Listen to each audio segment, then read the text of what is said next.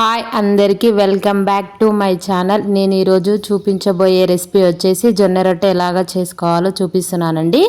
ముందుగా కొన్ని నీళ్లు వేడి చేసుకోవాలంటే బాగా మరిగించుకోవాలి. తర్వాత పిండి తీసుకొని పిండిలో వేసుకొని బాగా కలిపి కొంచెం సైడ్కి పెట్టాలి, ఇట్లా ఒత్తినట్టు, ఎందుకంటే లోపలనే ఉడుకుతుంది.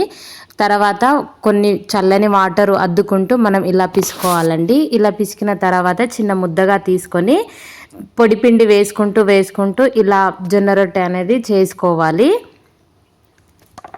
ఇలా పల్చగా చేసుకోవాలండి. జొన్న రొట్టె పల్చగా ఉంటేనే టేస్ట్గా ఉంటుంది. ఇలా చేసిన తర్వాత బాగా పెంక అనేది కాలాలి. బాగా పెంక కాలిన దాని మీదనే ఈ జొన్న రొట్టె అనేది వేయాలి.